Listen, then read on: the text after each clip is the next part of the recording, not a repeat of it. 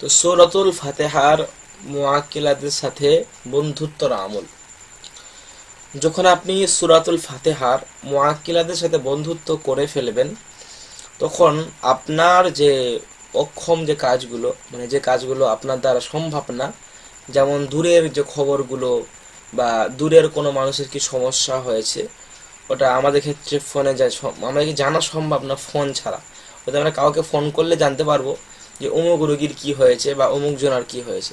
তো আপনি এনাদের মাধ্যমে, এই যে সূরাতুল ফাতিহা আলহামদুলিল্লাহ শরীফের মাধ্যমে, এই মুআক্কিলদের মাধ্যমে দূরের খবর কি জেনে ফেলতে পারবেন, জেনে যেতে পারবেন। বুঝতে পারলেন হযরত? জেনে যেতে পারবেন।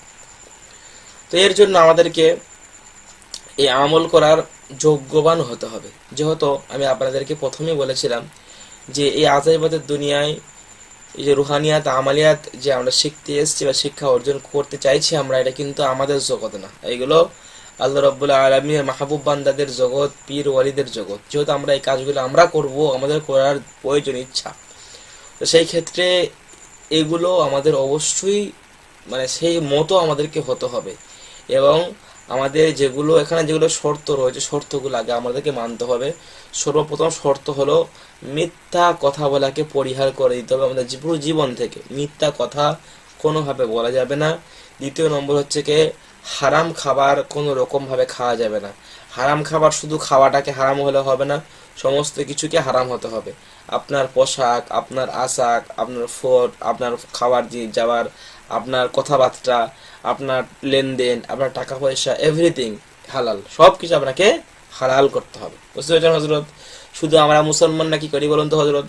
যখন ওই যে আমরা কোনো মানে মেলার মধ্যে যাই, কোনো অনুষ্ঠানে যাই, তখন খালি খালি আমরা জিজ্ঞাসা করি হোটেলে গিয়ে যে ভাই হালাল তো?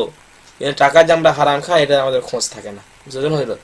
শুধু আমরা হালালটা খালি খাবারই দেখি আমরা। তো আমাদেরকে সব জায়গাটাকে আমাদের হালাল করতে হবে। দুটো শর্ত হলো। তৃতীয় শর্ত হলো আমাদেরকে চোখের গুনাহ, চোখের হেফাজত করতে হবে। চোখের গুনাহ, চোখের হেফাজতকে আমাদের করতে হবে। এই তিনটে শর্ত আপনাদের দেওয়া হলো, এগুলো আপনারা মাথায় রাখবেন ইনশাআল্লাহ।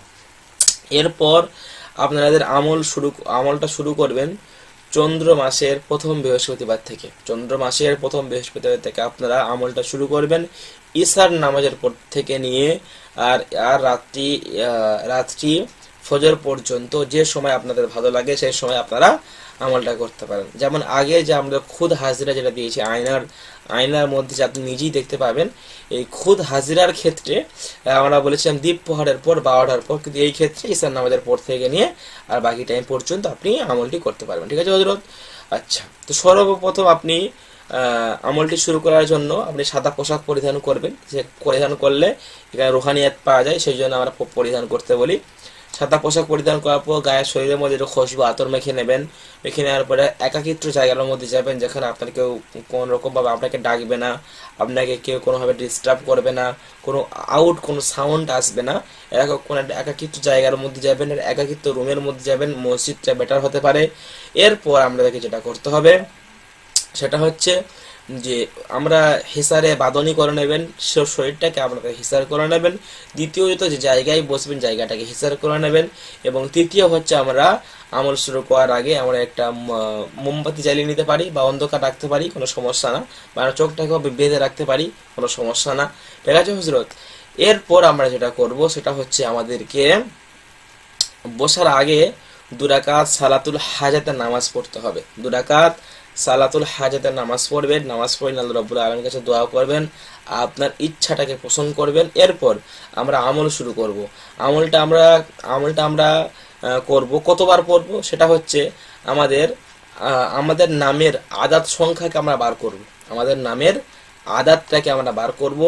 আমাদের নামের আদাদ সংখ্যাটাকে বার করে আদাদ সংখ্যা প্লাস করে যতটা হয় সেই আদাদ সংখ্যাটা আমরা 33 বার পড়ব। বুঝতে পারছেন না হযরত? ধরুন আমি সাপোজের উদাহরণ দিচ্ছি। ধরুন একটা কারণ নাম আপনাদের বলি। ধরুন এই যে সাজিদুল মন্ডল সাফিদের আমি বলি। ধরুন এরা প্রথমে কি আছে, সিন আছে বা তো ছোট সিন আছে। তো এখানে ধরুন সাপোজ উদাহরণ, এ তো সিনের আদাদ 300। ধরুন আর অন্য কোনো একটা অক্ষর, ধরুন কারোর দিয়ে মানে এম দিয়ে আছে, মানে মিম দিয়ে আছে, কারোর ধরুন 100। আবার কারোর ধরুন 10, কারোর ধরুন 5, কোনো অক্ষর ধরুন 4, 5, এরকমই আদার সংখ্যাটা হয়। 300, 200, 400, 500 এরকম আদার সংখ্যাটা হয়। যতবার হবে আমরা সেটাকে প্লাস করব। হয়তো কারো দেখা যাবে 300 বার হতে পারে, হয়তো কারো দেখা যাবে যে 200 বার হতে পারে, কারো দেখা যাবে 250 বার হতে পারে, আবার 700 হবে। যার যেমনই হবে সে তেমনই আদার সংখ্যাটা হিসাব করে সে এরকম 33 বার পড়বে। বুঝতে পারছেন না? কারণ ধরুন 300 বার হলো, সে 300 বারটাকে 33 বার পড়বে, যত হয় তত পড়বে। আপনার সব থেকে একটা ভালো হলো এই আমলটা মাত্র আপনাদেরকে 21 দিন করতে হবে। 21 দিন মাত্র করতে হবে, 41 দিন করতে হবে না। ঠিক আছে হযরত? এবং এই আমলের মধ্যে সেরকম কোনো ভয়ের কারণ নেই, এই আমলের মধ্যে সেরকম কোনো ক্ষতির কারণ নেই। কেউ আপনাকে ভয় দেখাবে না, কেউ আপনাকে বাঘ সেজে আসবে না, ইনশাল্লাহ কোনো রকম সমস্যা হবে না। যখন আপনার শেষের দিনে চলে যাবে, 40 দিন 39 দিন বা আগেও হয়ে যেতে পারে, তখন কোনো একটা মুরব্বী এসে, কোনো একটা ব্যক্তি এসে আপনাকে সালাম দেবে, আপনি সালামের জবাব দেবেন, উত্তর দেবেন। দেওয়ার পর আপনার কি ইচ্ছা উনি আপনাকে জিজ্ঞাসা করবে যে আমাকে কেন ডেকেছো, কেন তুমি সাধনা করছো, আপনাকে জিজ্ঞাসা করবে।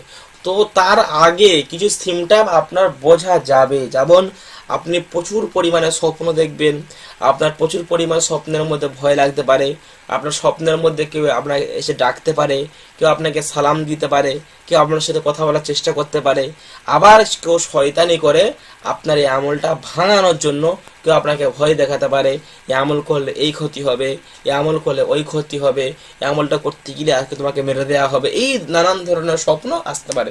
তো আপনি সবসময় তাওয়াক্কুল করবেন, বিসমিল্লাহ তাওয়াক্কালতু আলাল্লাহ হাসবুনাল্লাহ ওয়া নি'মাল ওয়াকিল, আমার জন্য আমার রব আমার আল্লাহ যথেষ্ট। দুনিয়ার কারোর ক্ষমতা নেই যে আপনাকে কেউ দমাতে পারে, আপনাকে কেউ ক্ষতি করতে পারে। ফাইনাল ইজ্জাতু লিল্লাহি জামিআ। ঠিক আছে হযরত? তো এর জন্য আপনি এভাবে আমলটি শুরু করবেন। শুরু করার পর যখন কমপ্লিট হয়ে যাবে, তো যখন উনি আপনার কাছে বলবে, তা আপনি বলবেন আমি আপনাকে আপনার কাছে কিছু আমি সাহায্য সহযোগিতা নিতে চাই, আপনার সঙ্গে আমি দোস্তি বন্ধুত্ব করতে চাই, এবং যাতে এই জাতির জিন জাদু থেকে যাতে আমরা হেফাজত করতে পারি এবং তাদের কিছু চিকিৎসা আমরা দিতে পারি, সেই ক্ষেত্রে আপনাদের প্রয়োজন। ঠিক আছে? এরপর আপনি কথাবার্তা বলে পরবর্তীতে সে কিভাবে আপনার কাছে আসবে, আপনাকে সাক্ষাৎ করবে, কি বললে আপনাকে ডাকবে, এই সেই সেম কথাগুলো তার কাছে জিজ্ঞাসা করে নেবেন, তাকে ওয়াদা দিয়ে দেবেন, আল্লাহ রাব্বুল আলামিনের ওয়াদা দেবেন, এবং তাকে কসম করিয়ে আপনার তার কাছ থেকে আপনি কিছু জিনিস নিয়ে নেবেন, যে বলুন যে আপনার কি বললে আপনি আসবেন। এই সম্বন্ধে যখন আপনার আমল শেষ হয়ে যাবে, তো পরবর্তী দিন আমি সেই হিসাবে আমি তাদেরকে ডাকবেন। ডাকার পরে কোন রোগীর কি সমস্যা হয়েছে আপনি ইনশাল্লাহ এগুলো জানতে পারবেন, সমাধান পাবেন।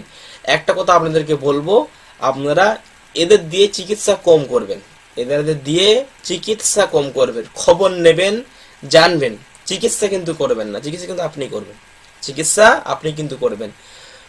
সব সময় ভাববেন আশরাফুল মখলুকত, সৃষ্টির সেরা কে? মানুষ, মানে আমরা। তাদের কাছে যতটুকু নেয়ার উপকার প্রয়োজন ততটুকুনি আমরা নেব। বুঝছেন হযরত? জিনেরা হচ্ছে কি 100-র মধ্যে 99, শুধু না 99-এর বেশিও তারা মিথ্যে কথা বলে, 99-এর বেশি তারা মিথ্যে কথা বলে। বুঝতে পারছেন হযরত? এখান থেকে আমাদের বুঝতে হবে যে কে কতটা কেমন। আশা করছি আমাদের সাধারণ জিনগুলো ও মুআক্কিলগুলো অতটা এরকম হবে না,